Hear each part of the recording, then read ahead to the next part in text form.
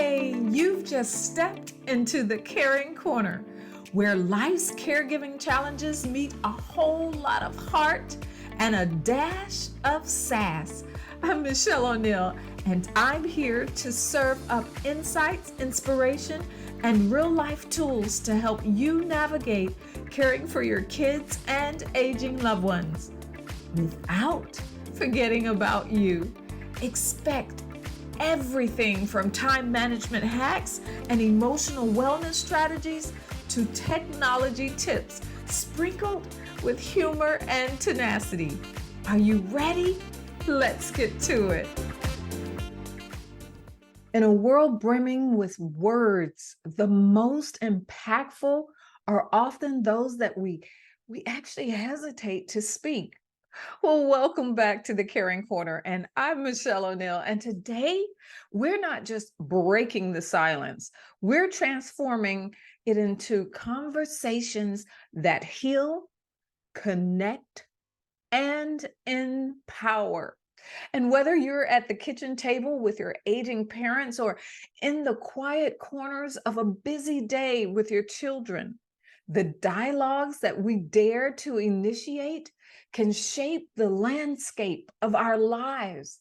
So let's embark on this journey together, learning to navigate the art of conversation with courage and heart. You know, communication is often held as the key, but initiating these conversations, especially with our loved ones, about their well-being and our mental peace can be daunting. And well, why do we hesitate to have these conversations? Often it's fear of being misunderstood, of confronting reality and how the other person may react.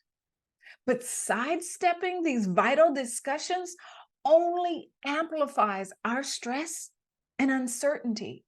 And that's what it boils down to, right? Uncertainty of how someone else will react because you have no control over the actions or reactions of others. Have you ever found your kettle on your stove endlessly whistling because something else caught your attention? It's life's gentle way of reminding us to, hey, hello, I'm here, pay heed. Or it could be maybe unattended bills or misplaced car keys or your team becoming more withdrawn. And their life's cues nudging us to communicate, find out what's happening, ask questions. So why are these talks crucial? Because through open communications, we lay the foundation for mutual understanding. And addressing these concerns head on fosters healthier relationships and minimize confusion and pave a smoother path for caregivers. And so what I'd like to talk about today is some examples of difficult conversations with our loved ones. Things like discussing health and medical decisions.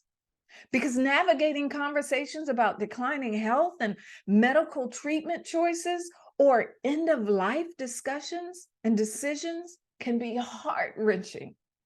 For instance, broadening the topic of assisted living or expressing concerns about a loved one's ability to live independently may be a necessary conversation, but hey, it's challenging. Or a conversation about financial planning and estate discussions. Money talks are often sensitive in and of themselves.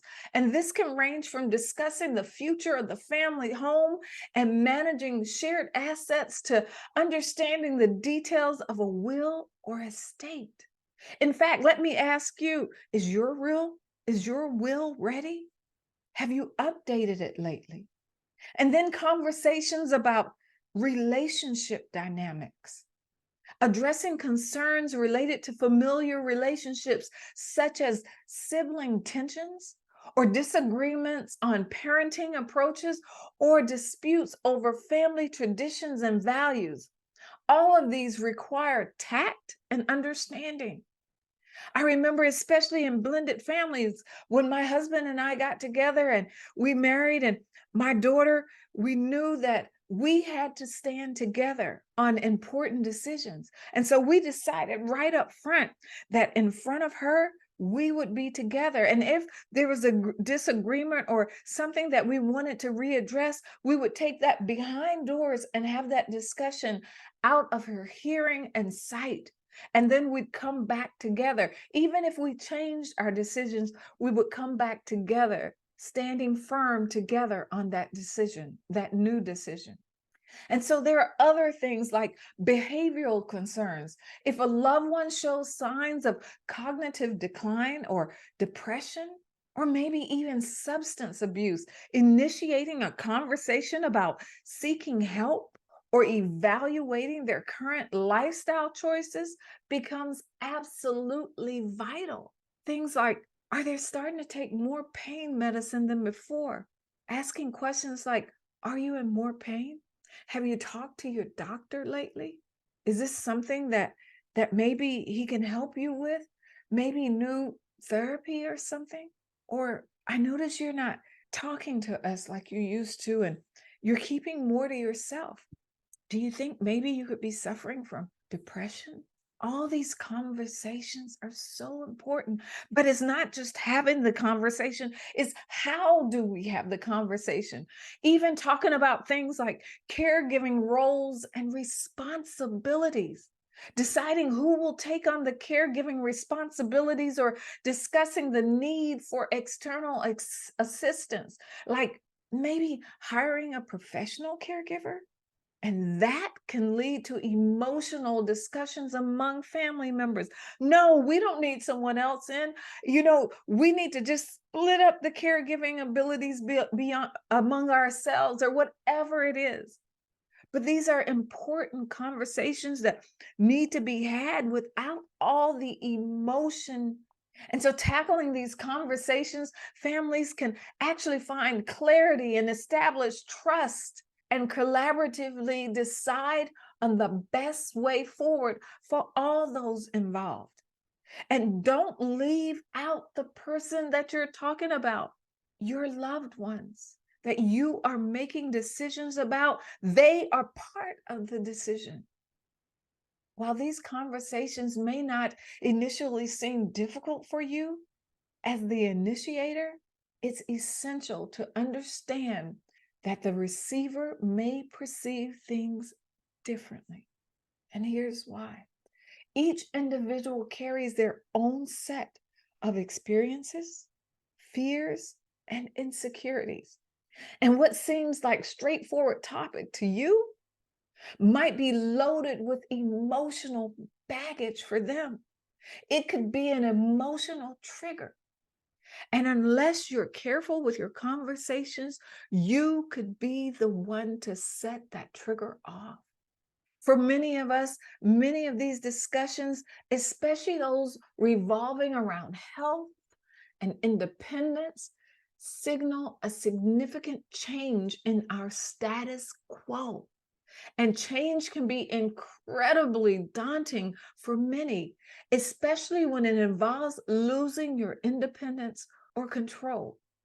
Have you ever tried talking to someone about maybe their skills at driving aren't the same, and maybe they need to rethink if they want to go to a doctor's appointment? You're more than happy to take them.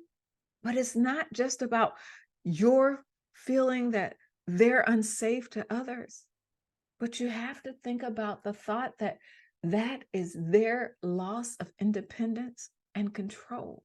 And so, knowing how to navigate these important conversations are so important. Sometimes the person on the receiving end may simply not have considered these issues yet that you're bringing up to them. And being confronted with them unexpectedly can lead to feelings of overwhelm or unpreparedness or being knocked off guard. Nobody likes to feel that they're being judged or criticized. And if not approached with care and empathy, so many of these conversations, especially about behavioral concerns or changing in living arrangements can make the receiver feel that they're under attack, even though that's not your heart and that's not your intent. And all you want is the best for them. You see, topics like health, finance, and caregiving inherently deal with vulnerability, and admitting that they need help or acknowledging a decline in their abilities can be absolutely challenging for many, and it leads to resistance or even denial. Who wants to admit that they don't have it like they used to? And for us, understanding these potential hurdles can help frame the conversation in a more compassionate, supportive, constructive way. Remember, it's not just about getting your point across. It's about ensuring the message is received in the intended spirit. Imagine that you've observed signs hinting that your elderly parents may need extra care, or just maybe you feel the weight of your responsibilities beginning to press down on you. Perhaps you've started to feel the weight of caregiving and need to discuss the boundaries or ask for help. How do you how do you even begin these conversations? Hey, let's let's delve a little deeper. Recognizing when to engage, well, that's the first step. Maybe it's those occasional memory lapses that your parents show. It could be subtle changes in your parents' behavior, like forgetting to turn off the stove. Or maybe you're feeling stretched thin and balancing work and kids and caregiving duties. Or perhaps your teenager remark about your grandma repeating stories.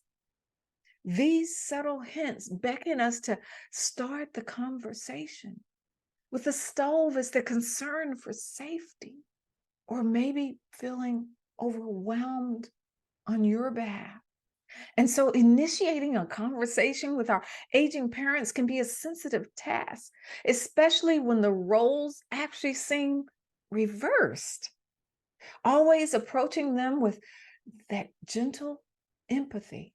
Frame the conversation around their independence, their comfort, and their safety. Consider opening up with, Mom or Dad, I've been concerned about a few things lately. And could we chat about how to ensure you both stay comfortable and safe? Choosing a serene environment devoid of distractions can be helpful. Assure them that it's out of love and concern, not judgment. Open-ended questions can be your bridge, like, Mom, you seem to be a bit more, well, forgetful recently. How have you been feeling about that? That opens the door for her to either say, maybe I hadn't really realized that, or maybe, yeah, it's been bothering me, and I kind of see that too. Sometimes our elderly need the comfort of familiar surroundings, and maybe having this talk over a soothing cup of tea on a lazy Sunday at the kitchen table, or maybe at a little nook outside on the front porch, sitting on the swing. Let them steer the conversation occasionally, and asking them questions like, Dad, what are your thoughts on, well, maybe getting some help around the house now? When discussing your concerns with your spouse or partner, because those are conversations we also need to have. Remember, they're your pillar of support. These conversations require pure transparency. And so you begin by acknowledging their continued support, and then share your feelings. Honey, hon, I cherish how you stood by me with Mom's care, and you've been there even when I felt that I couldn't go on. But lately, I, I've felt a bit stretched. So can we brainstorm some solutions together? You know, or another approach could be, balancing work and caregiving has been tough. And could we look into more support options or perhaps actually allocate duties differently? Maybe we could have someone come in and clean, or if that's not an option, maybe you could do more of the household things for me, like maybe washing clothes or whatever. But what are things that come to your mind? How do you see that maybe we can change these things or do something differently? I would love your input because right now I'm I'm stumped. But that doesn't end the conversations. Your children, even teenagers, are reservoirs of untapped wisdom. And this dialogue can be transformative. Hosting a family gathering might unveil perspectives that you hadn't even thought about or anticipated. And initiating with your kids that, hey, kids, grandma seems to need more help these days. How do you feel about that? And what do you think we could possibly, well, do as a family? What ideas do you have? I would love any help that you could give me. Do you have any ideas or concerns about how we're managing things? Are there things you're seeing that maybe we're not seeing because we're too close? These conversations actually go outside of your home as well. And so, even at work, many of your employees are becoming attuned to the challenges that are faced by caregivers and be open about your situation. It could actually unveil opportunities for flexible schedules or additional resources, or just opening up their eyes to what goes on in the lives of those that are dealing with caregiving because they have absolutely no clue. Saying things like, I wanted to discuss my caregiving responsibilities and see if there are ways that I can balance them better with my work commitments. Or things like, is there a possibility for more flexible schedule given my current caregiving duties? These are wonderful conversations that you can open up with your supervisor. What I hope that you take away from today's episode is that these conversations are just gateways. They're not about offloading burdens, but these are bridges to mutual understanding. And with open hearts, we can navigate the complex world of caregiving. So, until next time on the Caring Corner, embrace each challenge with courage, compassion, and a dash of creativity. Open up the bridgeway and the gateway to having meaningful conversations with all those around you. Until next time, take care. Make sure to like, subscribe, and follow on whichever platform that you're on so that you never miss a day. And don't forget, I have an amazing gift for you. And I almost forgot an amazing gift about these meaningful conversations, examples, and ways to help you reframe your next conversation. And I'll put that down below. Until next time, take care. It'll be in the description. Bye bye. This is Michelle signing off.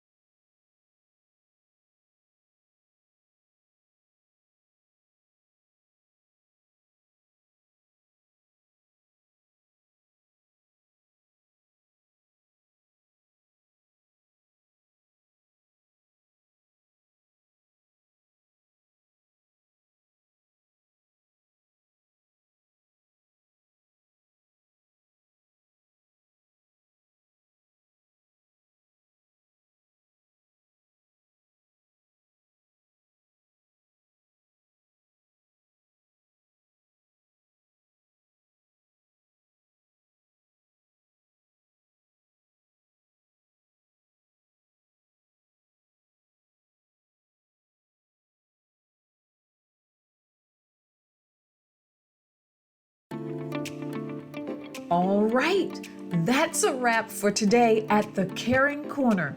We've tackled some big topics, but remember, you're not in this alone. Subscribe to keep the wisdom and warmth coming. And stay tuned for amazing guests who'll be joining us to help round out your caregiving toolkit. Catch you next time and keep conquering those challenges.